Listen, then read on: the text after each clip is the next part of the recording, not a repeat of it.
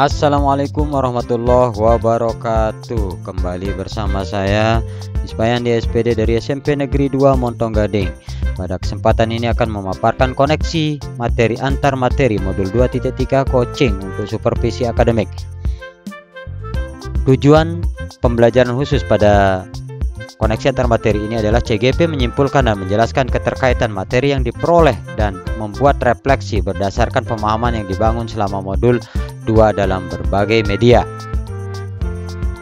Coaching merupakan proses kolaborasi yang berfokus pada solusi, berorientasi pada hasil dan sistematis, di mana coach memfasilitasi peningkatan atas performa kerja, pengalaman hidup, pembelajaran diri, dan pertumbuhan pribadi dari coaching.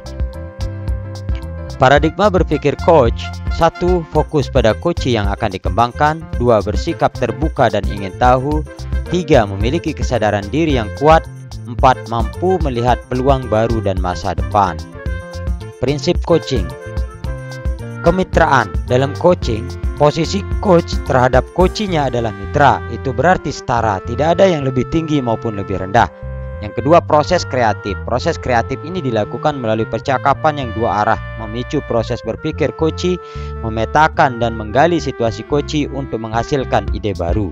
Yang ketiga, memaksimalkan potensi. Untuk memaksimalkan potensi dan memberdayakan rekan sejawat, percakapan perlu diakhiri dengan suatu rencana tindak lanjut yang diputuskan oleh rekan yang dikembangkan. Coaching dalam konteks pendidikan. Berdasarkan filosofi Ki Hajar Dewantara, proses coaching sebagai komunikasi pembelajaran antara guru dan murid. Murid diberikan ruang kebebasan untuk menemukan kekuatan dirinya dan peran pendidik sebagai pamong dalam memberi tuntunan dan memberdayakan potensi yang ada agar murid tidak kehilangan arah dan menemukan kekuatan dirinya tanpa membahayakan dirinya. Sistem Among. Ing ngarso sung tulodo, ing madyo mangun karsa, tutwuri handayani, menjadi semangat yang menguatkan keterampilan komunikasi guru dan murid dengan menggunakan pendekatan coaching. Tutwuri handayani menjadi kekuatan dalam pendekatan proses coaching dengan memberdayakan semua kekuatan diri pada murid. Kompetensi inti coaching. Pertama, kehadiran penuh atau present. Kemampuan untuk bisa hadir utuh bagi coaching sehingga badan, pikiran, hati selaras saat sedang melakukan percakapan coaching. Mendengarkan aktif. Seorang coach yang baik akan mendengarkan lebih banyak dan lebih sedikit berbicara. Fokus dan pusat komunikasi adalah pada diri coaching, yakni mitra bicara.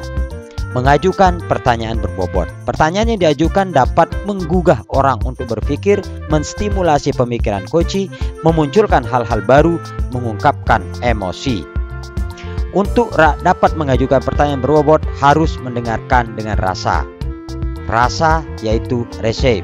Perhatikan pembicara, terima semua ucapan dan ambil kata kunci. Appreciate. Beri sinyal bahwa coach mendengarkan dengan oke, iya. Kontak mata.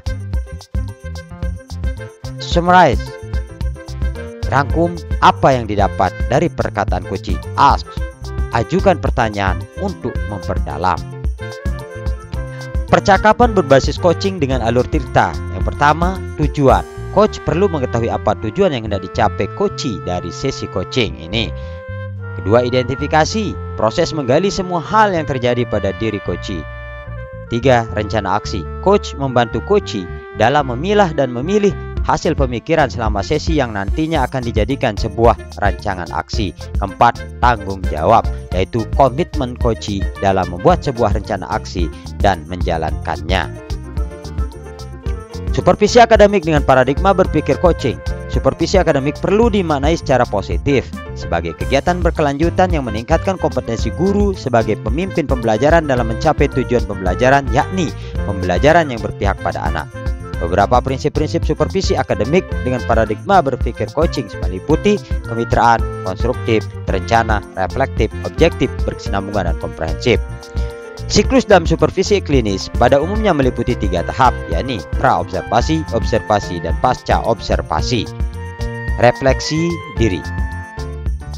Pengalaman atau materi pembelajaran yang baru saja diperoleh dalam modul 2.3 ini saya mempelajari tentang supervisi akademik yang bertujuan untuk pengembangan kompetensi diri dalam setiap pendidik di sekolah. Pendekatan yang digunakan adalah coaching yang memiliki 3 prinsip, yaitu kemitraan, proses kreatif, dan memaksimalkan potensi.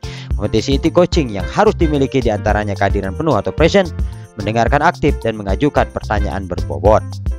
Percakapan berbasis coaching menggunakan alur Tirta, yaitu tujuan, identifikasi, rencana aksi, dan tanggung jawab. Terdapat 3 tahapan dalam supervisi akademik, yaitu pra-observasi atau perencanaan, observasi atau pelaksanaan, dan pasca observasi atau tindak lanjut. Emosi-emosi yang dirasakan terkait pengalaman belajar. Cemas sebelum mengetahui isi materi dalam modul ini. Sedikit cemas karena khawatir tidak mampu dalam memahami dan mengaplikasikannya. Kemudian tergugah untuk lebih giat belajar, mendapatkan pemahaman yang lebih baik tentang coaching untuk supervisi akademik. Saya mulai tertarik dalam memahami isi modul ini.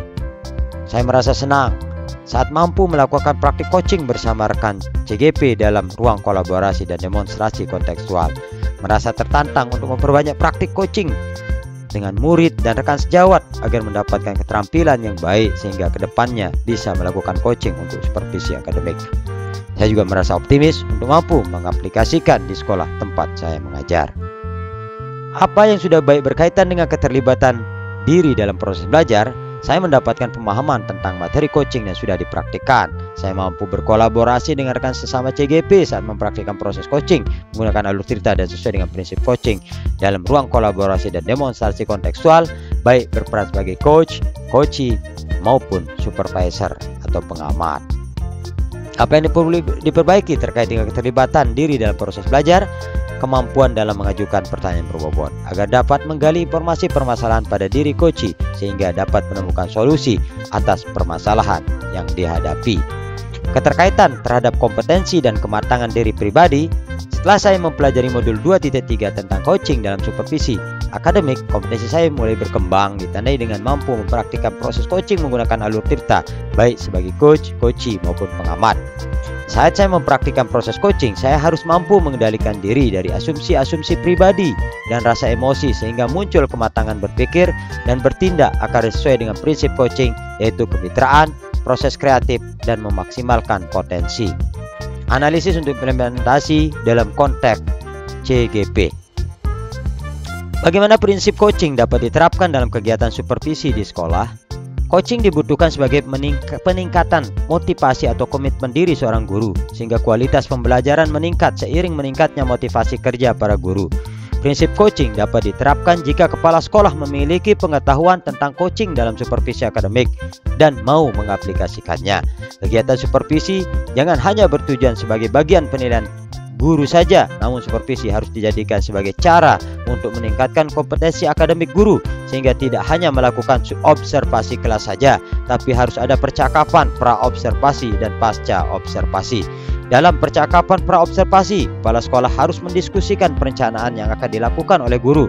Sedangkan saat pasca observasi, kepala sekolah memberikan umpan balik atau tindak lanjut terkait pelaksanaan observasi kelas yang dilakukan oleh guru.